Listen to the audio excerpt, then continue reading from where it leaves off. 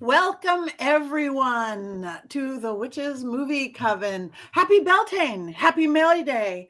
A couple days late, but it works in Hollywood. Welcome. We are talking about the Wicker Man, the original Wicker Man, 1973. Let me quickly introduce or have people introduce themselves.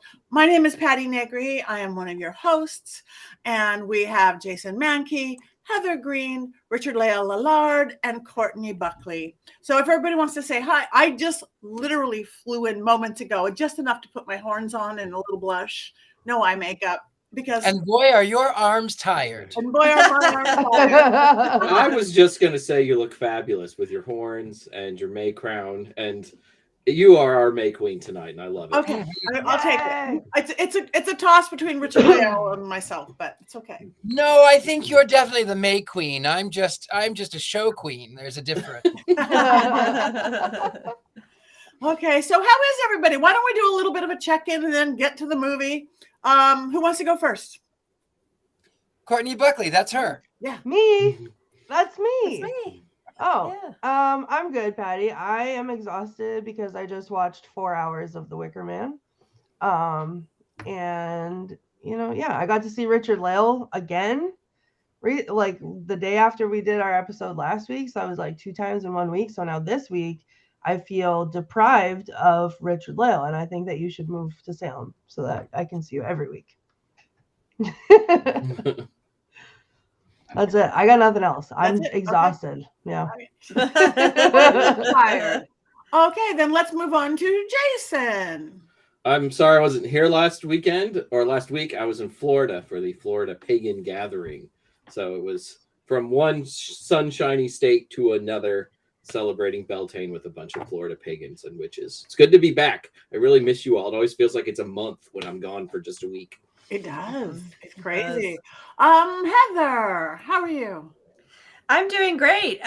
Getting over a little bit of a allergy attack from the lovely spring weather, which is one of the wonderful things that happens here in the South when Beltane comes around. You're going to be covered in green dust and white dust and all kinds of other blessings from the trees. So, but I'm back and had a great Beltane weekend, a little May Dew on the face on May 1st, and Walpurgis knocked, and I had a great article come out about that. You could check it out. So I'm happy to be with everybody here celebrating. Yay. Thank you. Richard-Lael. Well, speaking of being covered in white powder, that reminds me of my youth in Vegas. A long time ago. So yes, it is definitely Beltane. It is springtime here in New York as well, and I just finished SatanCon, which was fun. The best part about SatanCon, though, was leaving, because I had some lovely friends outdoors who were screaming some lovely things that I love to hear. And it was I'm well known, so I got the blunt of it. I mean, so the thing is, I go by Richard-Lael is my name, but Richard-Lael is very difficult for people to make a swear word. It's really, really difficult for someone to make Richard-Lael a swear word, but it is not so difficult when it's just Richard. And these friends out there were telling me, Richard, we know you, Richard, we know you. You need to find. Anyway, I just smiled and went on, but it was okay. And then I got to see Courtney Buckley for the second time, and we had like a late lunch with. I guess it was lunch, brunch almost. I don't know. It was a late thing, and her son was there. It was lovely. We had a good time. And then I went to Salem, and I got this crown because I needed it. Like I needed another crown, but. That was, and then I slept on the train, and I got back to New York, and that was it. That was fabulous. That's beautiful. Well, I have been traveling. Since missing last week, which I can't stand. I was doing an event in deep desert of Bisbee, Arizona, which I thought was deep desert until this last week. I was filming in deeper Death Valley, and it is the scariest, most desolate, beautiful place ever. I literally spent 3 hours driving where I never saw another car, not another human, not a sign of civilization. My cell phone didn't work. My internet didn't work. My GPS went out, and I didn't have Apple Music, which that in itself was like, oh my God. And I didn't have an exact address because they won't take you. We were going to such a remote place. So it was like meet at a defunct ranger station. And I was looking up for aliens. I'm waiting to be chipped and probed or chupacabra. I was all by myself at night. I'm like, I'm a city girl. I'm always saying that. But I was filming with Zach and the guys, Ghost Adventures. I can't talk about it yet, but honestly, one of the scariest, funnest adventures, and it wasn't an adventure ever. But I didn't really like Beltane I was here in LA for one day, and it was for May Day, and it started out raining here. I didn't even do my workout in the beginning. I went and did the walk afterwards. Sebastian and I went and did the walk because but by end of the day, it was beautiful. We went to the beach and we played on the beach and we jumped the fire and we had ribbons and scarves and one of my better Beltanes in a couple of years. So thank you, Mother Nature came back out, because I know Jason had commented that it's been more like in bulk. Yeah. And today is freezing. I just flew back in literally moments ago. But dang, so I missed you guys terribly, and We missed you. We missed you too. Oh, I'm glad you survived that desert. I'm gonna have nightmares about that because the only thing that scares me worse than not a doll or any dolls is aliens. So I'm terrified for you. and this is Retroactively. that deep desert where I think that they are, and no one would ever know. Literally 3 or 4 hours without seeing a building, a light, and the darkest. I live in the city, and we have light pollution, so you don't. It was fun. But again, I'll take you next time, Courtney. Jason. We'll look for some aliens. So anyway, this week's movie, and I'm literally just finishing it right now, is The Wicker Man, the original. So I'm not even going to start it. Heather, do you want to do your Heather? My context No! also. Sorry. Oh, sorry, I won't then, No, Courtney. no, I'm sorry. The comment I just screamed so loud. So sorry. That was visceral. That was a visceral reaction. The Alien edition. Scared alone. We can discuss that after the show. No, we cannot. Nope. We cannot. So Sorry. we have lots to talk about, Courtney. But so Wicker Man, getting on track. So first of all, my book, I'm going to say, was on American film and television. So this falls outside of my deeper studies that I've done because it is a British film.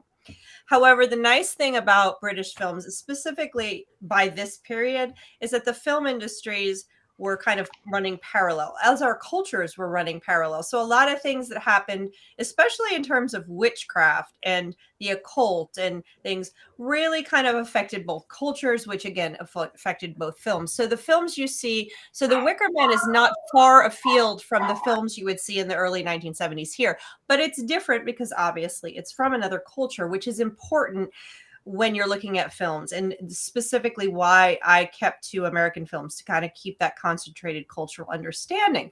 So with this film, we're looking at the early 1970s again. Of course, the aesthetic and a lot of the things we see in it are very much a part of that period of time.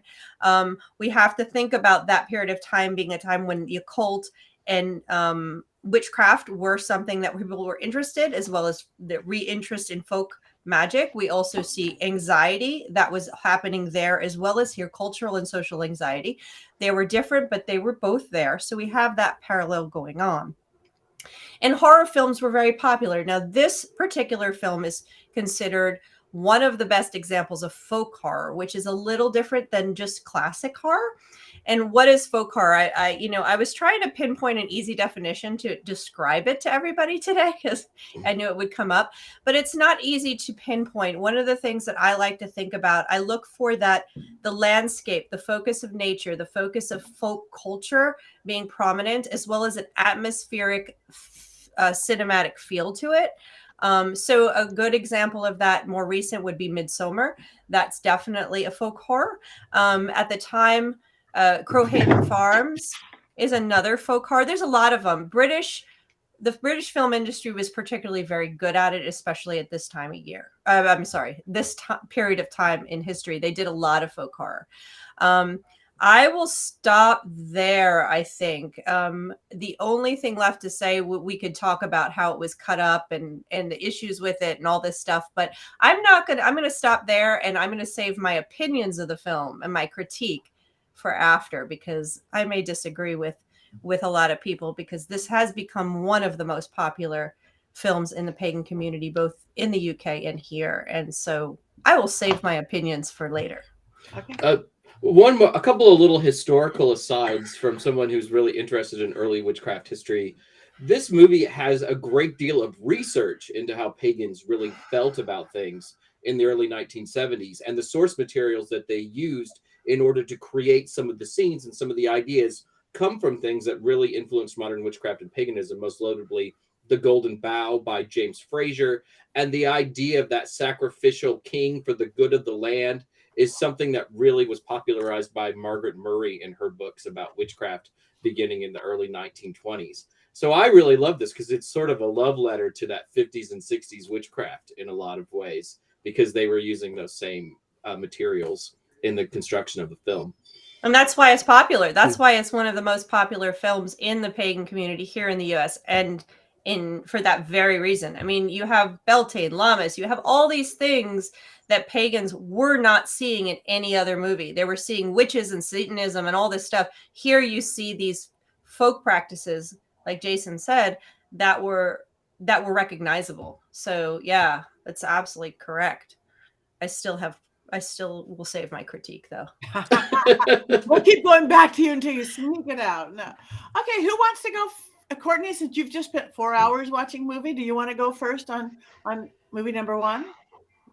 Well, I feel like this show that we do here is making me sound like a prude, because once again, there was just so many body parts in the beginning of this movie that I get why they were there, but I was like, guys, like, really, again, now I'm gonna have to say this. And then one part that I did like was I was actually scream laughing. See, and this movie, all these movies that we've watched recently, the older movies, I find a hard time, can I have words? I have a hard time calling or finding them horror. Like, they're silly to me, which is hard, but I forget where I was talking, guys. The COVID brain is back. One of the parts that I really liked in the beginning of the movie, I was like scream laughing. Oh, that's what I was gonna say.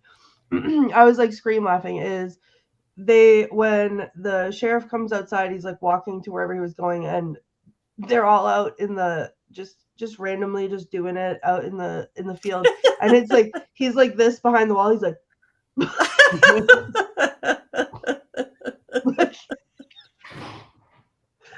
I paused and rewound that like 5 times to see this. But the movie was chaotic to me. Like, I didn't get it. The twist at the end I thought was really good, only because I couldn't follow the movie the rest of the way. I felt it was hard to follow.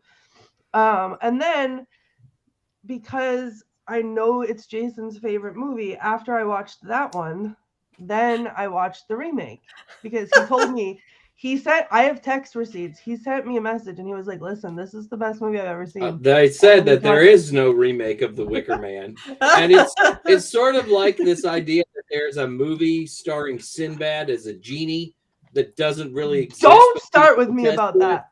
Yes, there is no Nick Cage Wicker Man. It just doesn't exist. It's like the 4th Indiana Jones movie. That's coming out this summer. There wasn't one previously. Mm-hmm. Well, I am not a big fan of Nick Cage, especially not as big of a fan as Jason is. So I was not excited to watch this. And what I can say, I disliked it as much as I disliked the first one, but it did. The second one, I think, put the first one more into perspective for me. Like, I think the first one was better. in the story sense. Like once I watched the second one, I kind of like, you know, could follow along because a lot of the lines were the same and, you know, whatever. But I found there were differences that made me appreciate the first one more. Like the second one was more serious, whereas I think the first one was a little bit more chilling because they were also happy all the time. And he was like freaking out and like devolving, but everyone else was just like very calm and like, this is just how we live our life, is what it felt like to me. Whereas in the other one, it was very dramatic all the time and very like they were trying to make it scary, and it still wasn't. But you know, I didn't like either of them. So you're welcome, Jason. I did watch it, but I didn't like it. Okay, Jason. So The Wicker Man isn't a perfect movie by any means, and I'm always kind of torn. Should I feel a little bit bad for Howie because I am not a fan of human sacrifice in any way, shape, or form? However, the villagers of Summer Isle give him plenty of opportunities not to be a sacrifice. When Britt Ekland tries to seduce you, you get seduced, right? I mean, that's the ultimate out right there. And for whatever reason, he didn't take it. I think it's a fun movie. I often like to think back, like, what if I'd been a pagan in 1973? Instead, I was just a baby. But what if I had been like a 30-year-old pagan back then and I'd seen this movie? It would have been the first time I'd ever seen anything approaching a pagan ritual on a big screen. How amazing and magical would that have been? And there are still moments, especially in the first half of the film, where I go, wow, those are things that look like my coven right now. All of the, not necessarily all the nakedness dancing around the fire outside, probably have some clothes on, but you know, there's some of that feeling there and that sense of loving the earth and loving the people you're with and not being ashamed of your body and, you know, embracing sexuality. There's so much to love in this movie. However, again, you know, maybe human sacrifice at the end wasn't how I would have liked it to end. I'll go next, then we'll get to Richard-Lael. I agree with you wholeheartedly. I loved all the real-ish ritual and the joy of nature. I'm an elemental girl. This is like, yes, more dancing naked. Yes, more sex. Yeah, you know, I'm not into human sacrifice. I'm not even into animal sacrifice. I'm not into sacrificing anything. But I just loved it, and especially for way back then, seeing beautiful naked bodies and sex was like, that's how I felt. Opposite of you, Courtney, was like, yes, nature, love. And you know, and then we'll just take away the sacrifice part. But I don't know. The costuming, they get it. I never seen anything like this done on TV, especially from so long ago. That's 50 years ago. That's crazy how they pick it up. I don't know. Mm-hmm. I have nothing more to say. I've just finished watching it, but I really liked it. I liked everything about it, and I did not find it hard to follow. And I was watching it in the airport, and I was watching it in the Uber, and I was watching it. And I did not find it hard to follow. Made perfect sense. And so that's me. Richard-Lael. I liked the naked bodies. I thought they were beautiful. I liked this human sacrifice. That's the only kind of sacrifice I like. The one thing that I didn't like was the fact that they burst out into song all the time. Who does that? I do. I love the songs. You love the song. I love the songs. Heather breaks out into song. I break out into song. Courtney breaks out. Jason. No.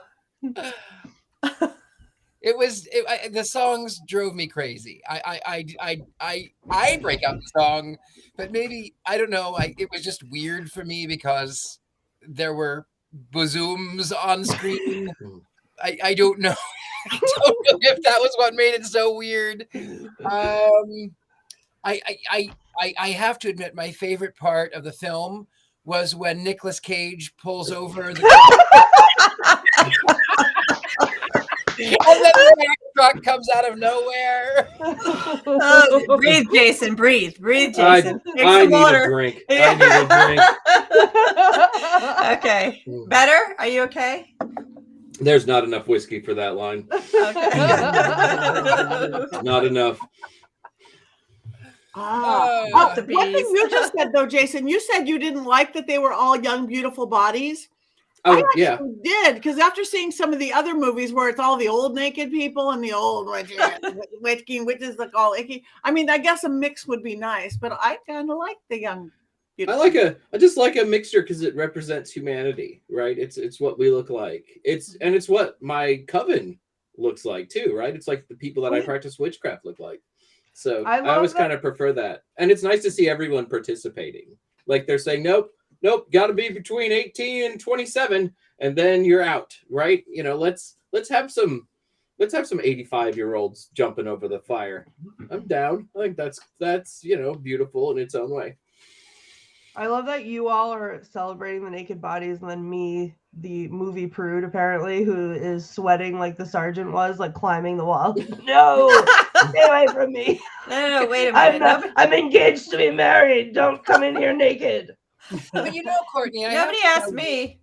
I love the naked body. I think it's so beautiful. My parents, as you know, were evangelical, but they had naked art books out on their table because they thought it was just beautiful, like 70s art books. So it had a really distinct look, and I think the human body in all its form is beautiful. And I personally am always in a suit. I'm either in a 3-piece suit or I'm in my birthday suit. So there's no middle ground for me. I like the nakedness.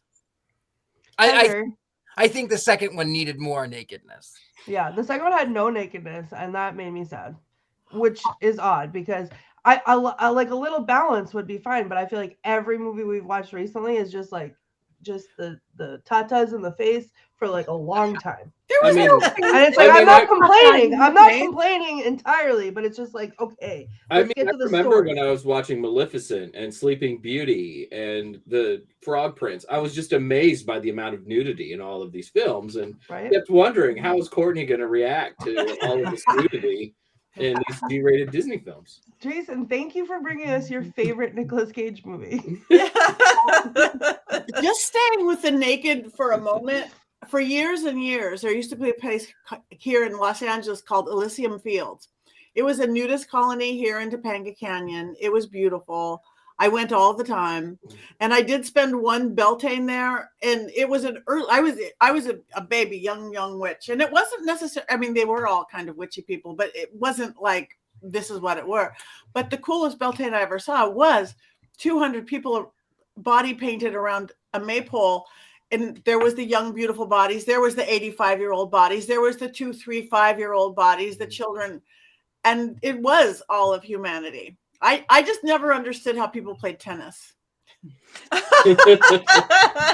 Male or female, because that is painful. Yeah, that I never quite got. When you're frolicking on the grass is one thing. Hard game of tennis.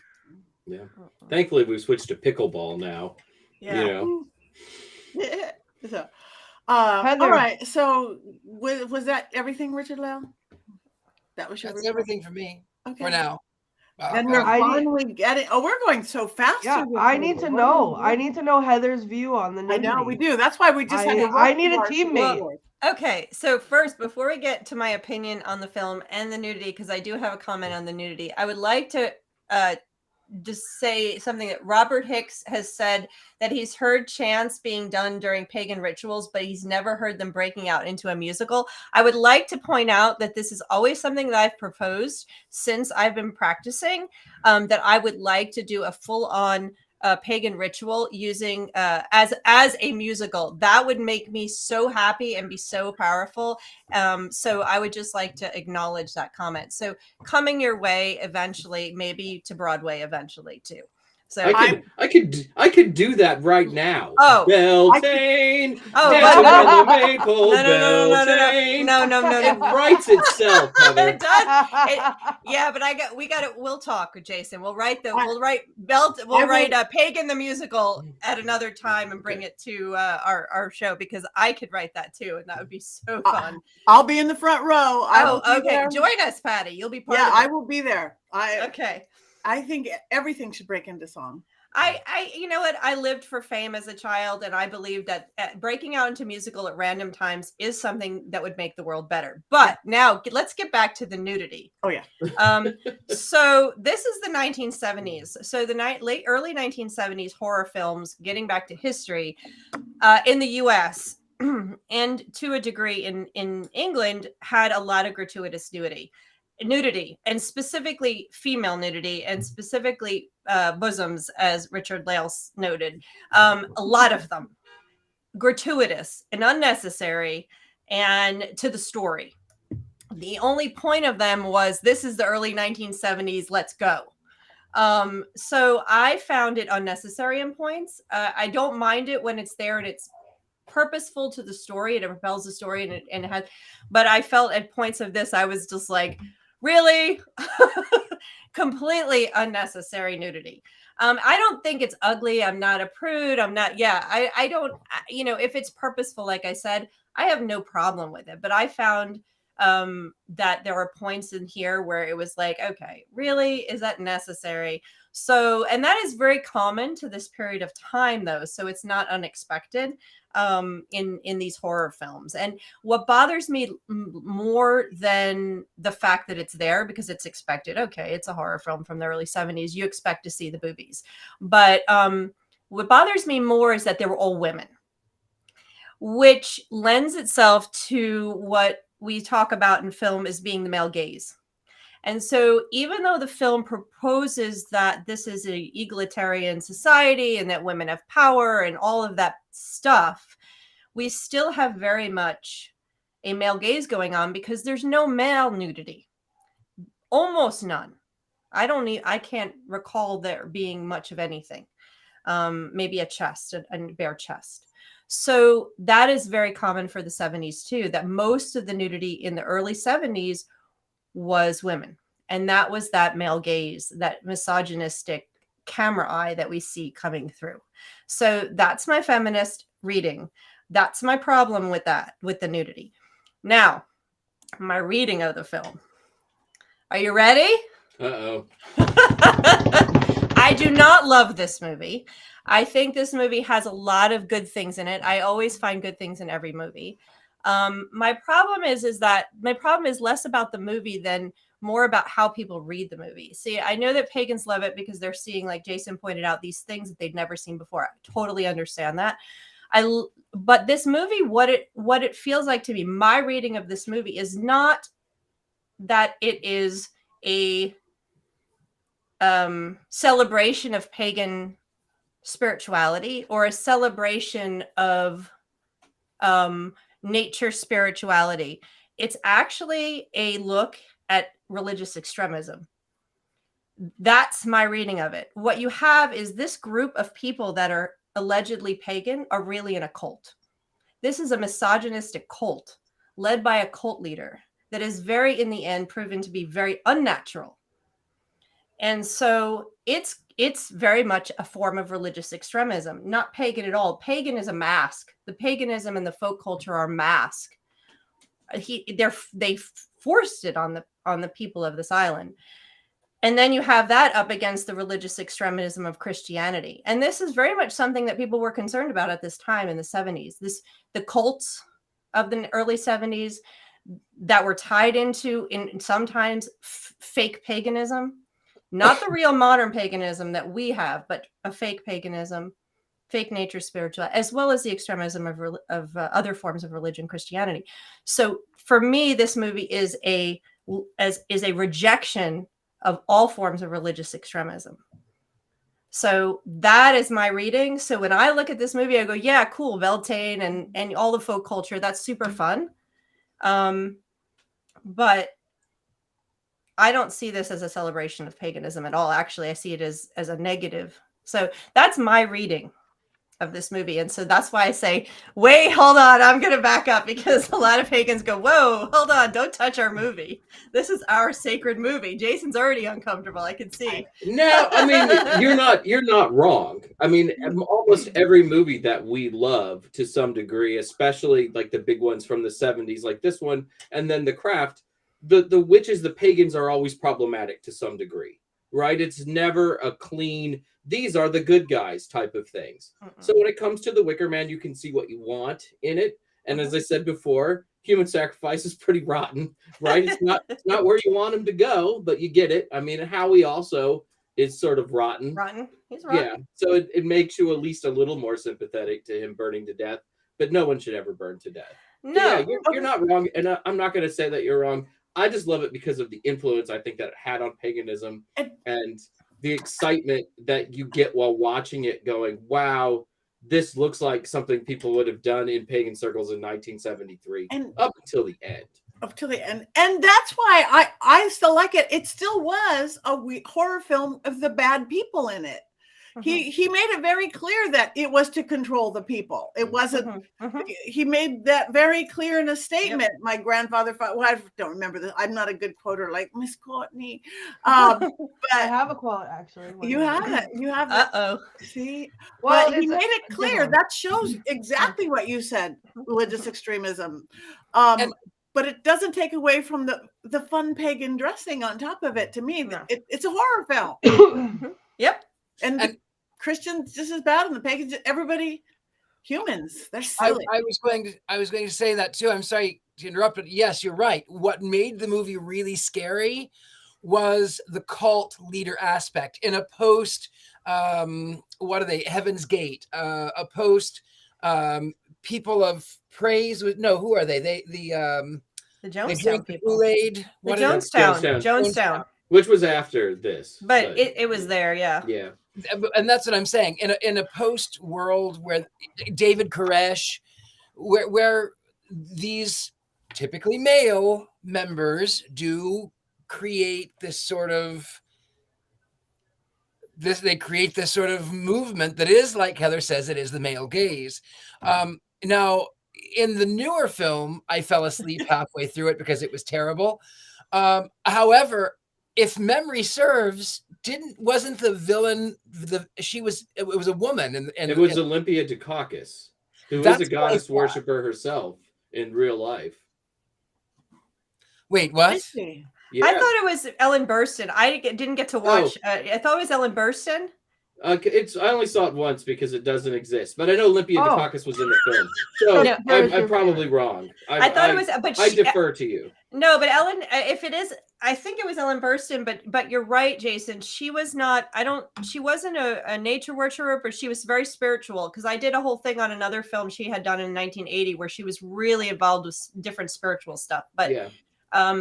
It was Ellen Burstyn. It was Ellen Burstyn, yeah. But so you're right, just wrong person. But yeah, you were, I mean, for that film. But go ahead. Don't women run the society in the second film, right? Yep. Yeah.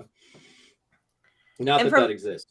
From my understanding, and I've only seen parts of the second one. I thought I had seen it, but I kept confusing it with Season of the Witch, which is another Nicolas Cage movie from the same period of time. But I hadn't seen all of it, and from my understanding is that movie is even more misogynistic than the original one, because that's very much of women hate men and he hates men and he's sympathetic and the women are not sympathetic, and it's just a much more of a misogynistic anti-woman film from what I understand. So I won't say that, but yeah, I mean, I get it. The pagan stuff is super fun, and it's fun to imagine what a world would be like that was defined by a pagan culture, and I think that's what this provides, that fantasy of what if we had a pagan world.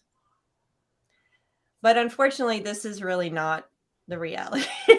That this film is not presenting the right reality. I will say though that when Christopher Lee is your cult leader, it's probably it's a lot easier to buy into it, right? It's I would join that cult. Yeah.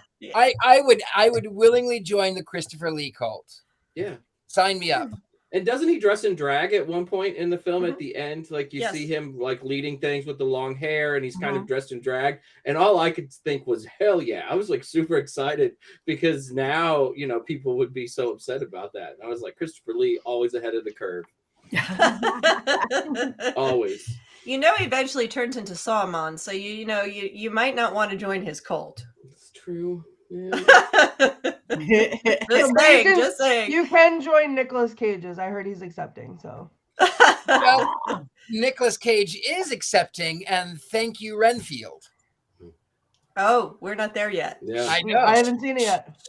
So we're gonna tease. Everybody see Renfield. Everybody see Renfield.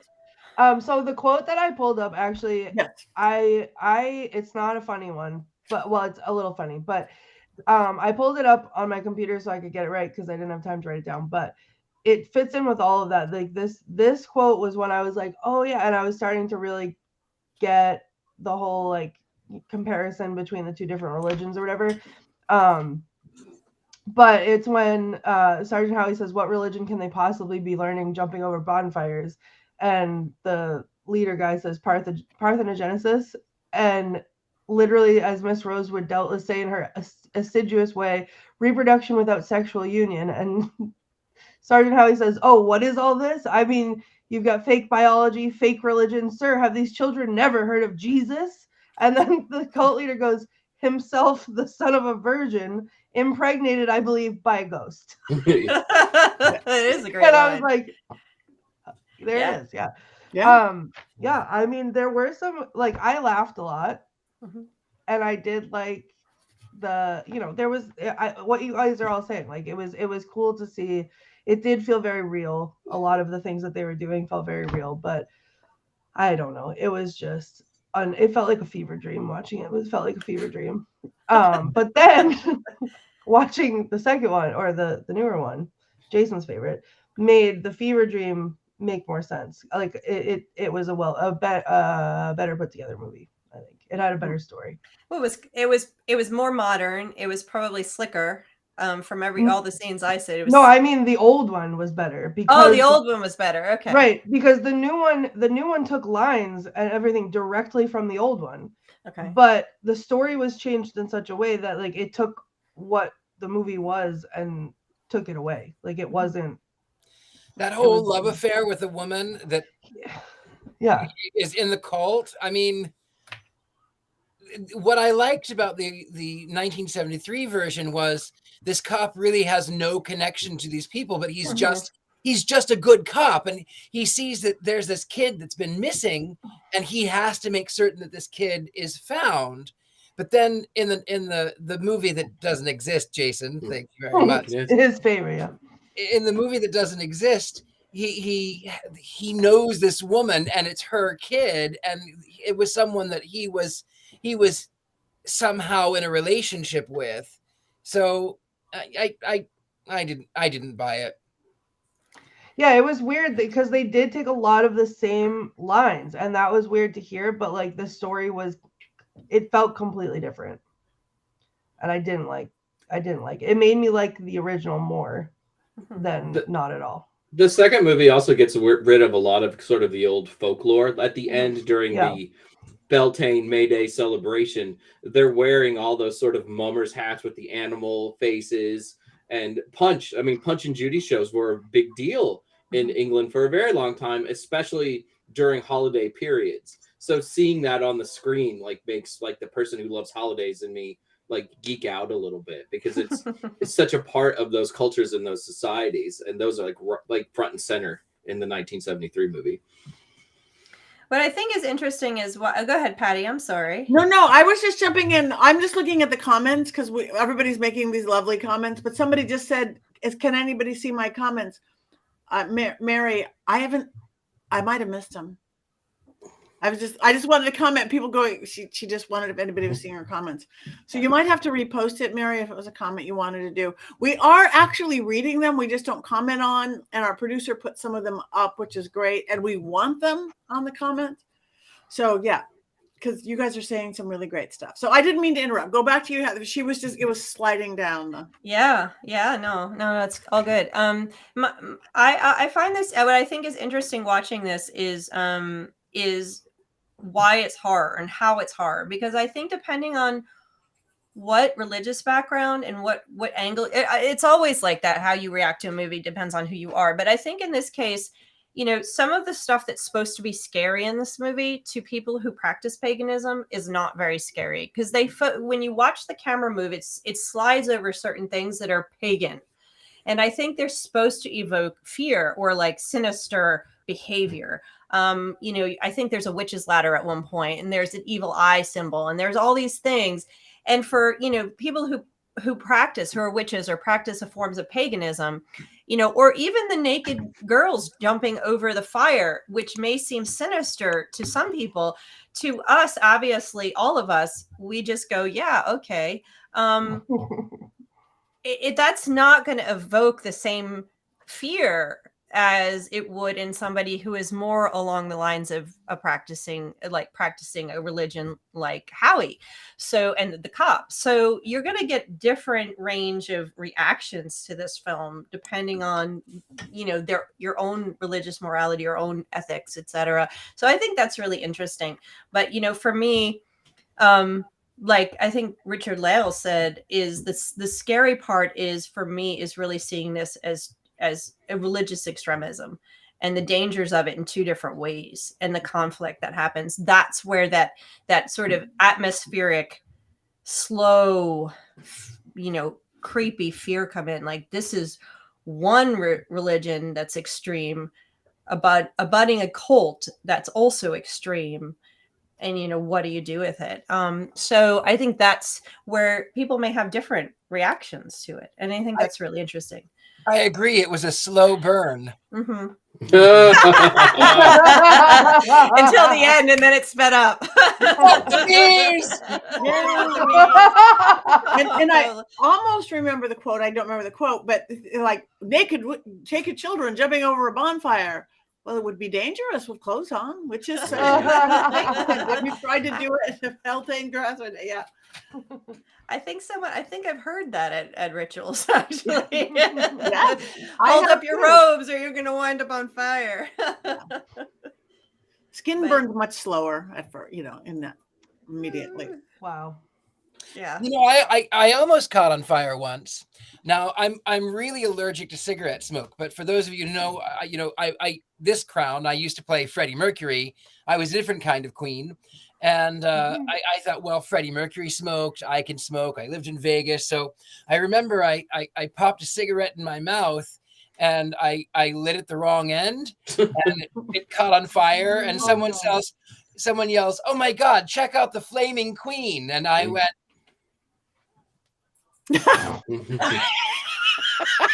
because I was Freddie Mercury on fire. Yeah. That is funny.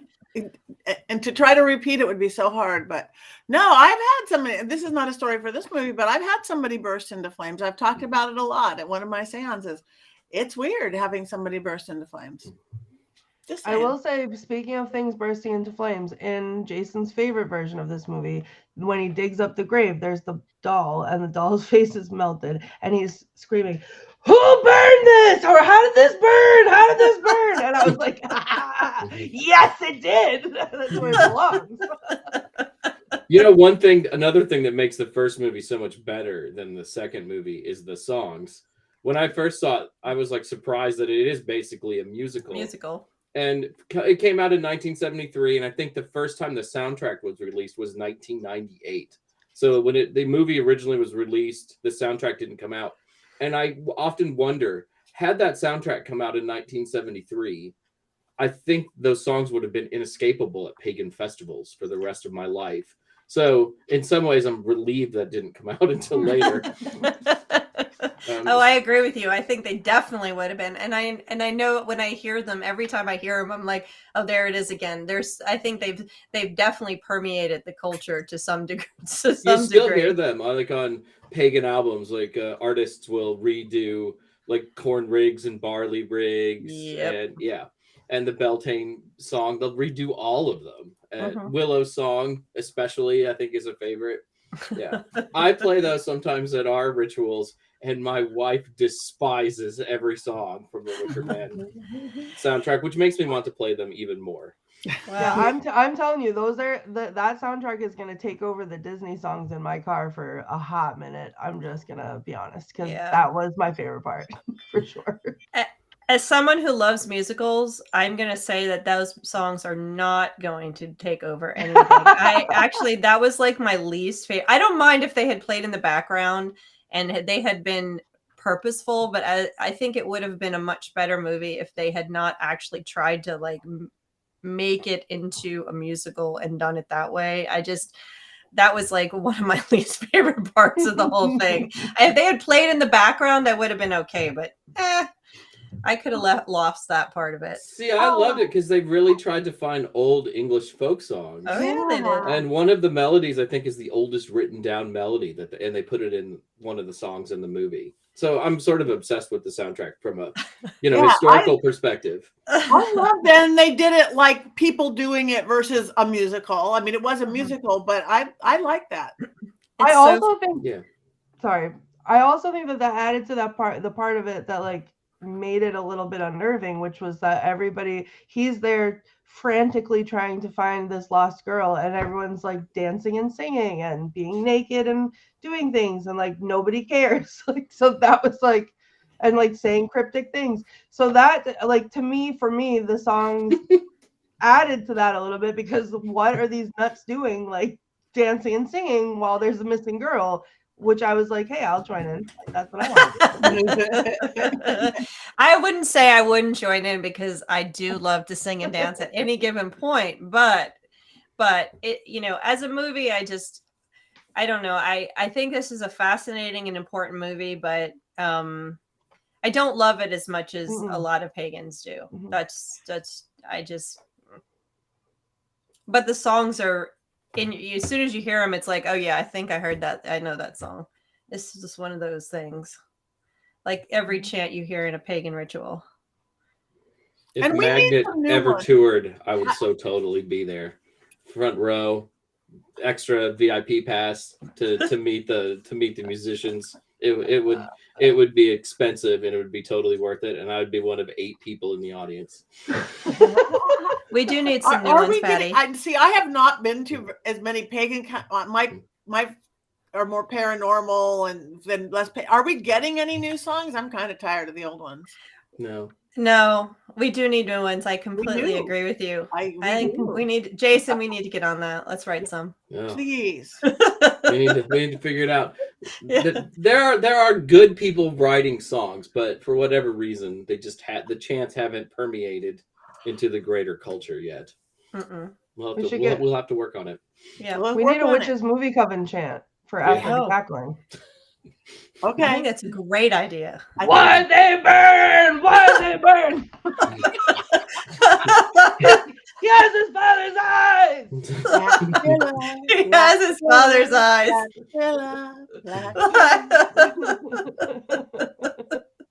All right. Well, I guess it is time to vote. I've got to find a wand. They just fly around my desk.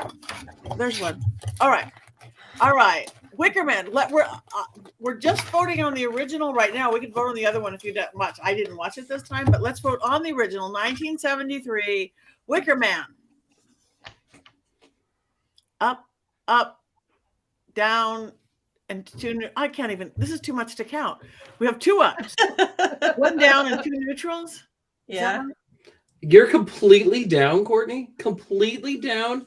I'll go to like, I don't know, 7 o'clock for the song. It can't be a 0. Come on. I'm at like 7 o'clock for the songs, not 6 o'clock. Okay. 7 o'clock for the songs. I have something to get off my chest. Okay. Is it close? This is the most titillating conversations that we have had. I am so glad that we were able to keep abreast of the situation. Tits up. I'm just gonna nip these. This was a slow burn. Yeah. I'm just gonna nip these jokes in the bud.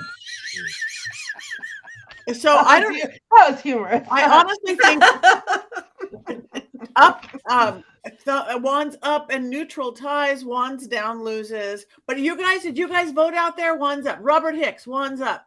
Anybody else vote? Yeah, he is funny. Private movie kind of couldn't version of this one. But one person voted. Robert voted, and he's got wands up. So I'm sorry, wands up. Nudity, good songs, bad songs, evil Christians, evil pagans. Wands up wins. I don't know that no opinion. Lisa, no opinion. Not everybody's seen it, but do you guys recommend going to see it? If people who Absolutely. watch or listen Watch it to one time. this, I do recommend people see it, whether you love it. Have a cup of coffee and have your listening ears on for the songs, and then try to make it through. I had to play video games while I was watching it. It takes place in Scotland, so pour yourself a nice dram of scotch, and cozy up and prepare for Christopher Lee's greatest role. Yeah, and I must say, scenery was beautiful. That island in Scotland itself, the scenery was, the oceans of this was just gorgeous. I'm getting more people are voting. Keep voting. It's wands up, wands up, wands up. The film was filmed on a number of different islands, and the scenery, like you said, was absolutely beautiful. And Christopher Lee has said that this was his favorite role. He actually didn't get paid for it. He decided that he loved the script so much that he would do it. It was such a low budget they couldn't pay him at this point, so he wound up doing it for free. And he has said said at some point that this was his favorite role. And that's something to be said, considering what he's been in. I mean, some of the stuff he's done, Count Dooku. So I think that is that's pretty cool. And I do think I believe that watching any movie, bad or good, is important. And so I'll watch anything. And a professor of mine once says, how do you know what a good movie is if you don't know what a bad movie is? So I'll watch anything. And so I definitely think if you are pagan, a witch, in that world at all, or interested in folk culture or interested in horror, you have to see this movie. Yeah. You know, because it's a standout movie in horror. It's a classic cult folk horror film, British classic, and of course a beloved film of the pagan community. So I think it's definitely a marker. See it, love it, hate it, but see it. And then I have to one's up or down. Sorry, I was just gonna say, real quick, I have to agree with that wholeheartedly, because I love movies and I watch a lot of movies, but I watch a lot of newer movies, and I've had all these older movies on my list to be seen, like Rosemary's Baby and all the ones that we've seen recently. And if it weren't for you guys and it weren't for the Witches Movie Coven, I probably wouldn't have gotten around to watching them. So I don't regret watching this. I don't regret watching any of them. But exactly that one with the mermaid and the knife. That was a nightmare. That wasn't on the list. No, that wasn't anybody's fault except Tubi. Also, Heather was talking about how beautiful the scenery is. Weird production note: this movie was actually shot in October and November in Scotland, and some of the foliage was actually fake to make it look more like spring. And Britt Ekland would complain that it was very cold and they wouldn't let them put on a whole lot of clothes. Britt Ekland's lines were also dubbed throughout the film. So just, I do the deep dive, so you don't have to. Fascinating little tidbits of trivia for this film. So, Wicker Man, check it out, everybody, and then let us know if one's up or one's down next week. Well, we have just a couple more minutes. Do we know what we're going to do next week? Have we decided yet? Yeah. We'll have to ask our we made some kind of a list somewhere, but I don't. Well, we'd have to ask our producers, because I feel like it's written down somewhere. It is written down. They have the list. They have the list. Oh, it's Bell Book and Candle. Oh, Bell Book and Candle. Oh, Staying with the classics. Staying with the classics. Okay. I'm very excited about that. Sorry. Okay, so everybody, your homework for next week is watch Bell, Book, and Candle. Okay, anybody have anything interesting they do want? I know we talked in the beginning, but anybody, one thing I do want to tell you is that everybody needs to wear what Courtney's wearing right now. You need a Witches Movie Coven blanket. Oh, And that's you- not my blanket. This is just my sweatshirt. Oh, But it is? Well, we're pretending because it's a blanket. That's no, hold on, because my blanket has migrated from the chair where it normally lives. It came with me on my road trip and then now has migrated to my bed. So it sleeps with me because it's so snuggly and delightful, and I forgot to get it out of my bed to bring it back to the chair today. So you should go to Witch's Movie Coven and get one. Yes, which is Mystery Control. Actually, go to Mystery Control. Oh yeah, sorry.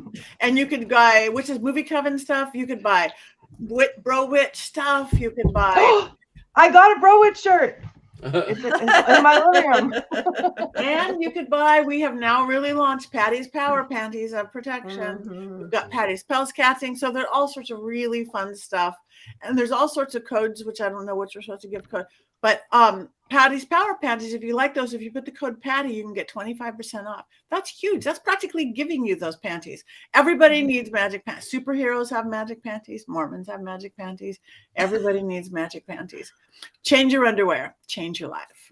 That's it. That's all I got. I love it. So I am in town. I'm going to Texas at the end of the month. I'm doing 5 days in Dallas, but I'm here for almost 2 weeks. I'm really glad about that. And what do you have? Don't you have just something coming up, Jason? Or?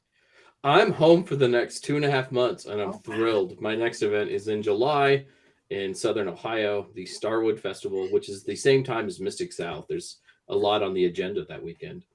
Wow. Anybody else have anything coming up that people can come see you at? Or we're all kind of home for a minute. Yeah. I'm doing Mystic South, so I will be there rather than at Starwood, and that's coming up in mid-July. And I'm on the board. We're about to release the schedule of all the great things, witchy, pagan, fun stuff, and I'm doing several book-related things as an editor, and then also, of course, my talk on haunted dolls. So I'm prepping. I'm gonna have to have a chat with you, Patty, and your doll there. I might need some photos. Yes. Oh, So, yeah. We'll get you some she needs to be a star. Yes. So I'm very excited about that. So that's in Atlanta in mid-July. Other than that, I am home. Are you going to tape that? We would love to see that. Put it on video. I may do it. We'll see. I hadn't thought about it, but sure, I will think about taping it or taping it. We sound so decades old, Patty. I know. Recording it. I know. Recording it. Maybe you can turn it into a film strip production. But I still have a 1978 telephone. I love it. Recording it. Yeah. I mean, and put it up on YouTube or something. That would be awesome. Yeah. So yeah, I am home too. Again, I've got Louisville, Texas, Miracles of Joy, Ventura County Paracon for paranormal people. We have the first week in June, I think, Unearthing the Supernatural, which is a Navajo. They bring their Navajo Nation rituals to like ghost hunting, and they're pretty amazing.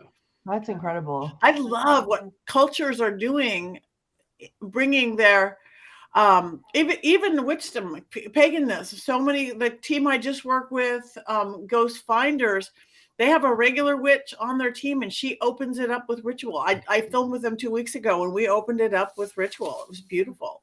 So everybody's bringing their culture. Nice. So anybody else have anything to say? Patty, I do actually. I had a really big meeting this week, a very important meeting, and I wore Patty's Power Panties, and it went really well. Yes.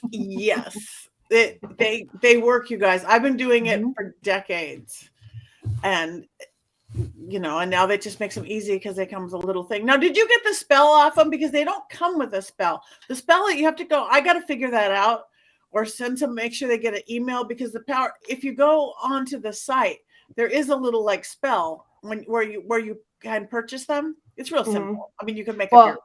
I'm going to tell you right now, I didn't do anything like that, and they still were very, very powerful. I got the witch ones, and I felt like I was the star of the show when I was wearing them, and I was in control, and I ran the show, and it was great. And I didn't do there was no fancy footwork involved. It was just putting them on and putting my pants on over them, because I don't go to meetings naked, unlike the people we watch in movies. Good. I might need a quote from you. Done. That was it. I might need a quote. Record that, Rob. Anyway, well, I guess we have And witches out there, you join us. We want your family in the other room to wonder what's going on. One more thing that we do every week at this time. What do witches do? 1, 2, 3.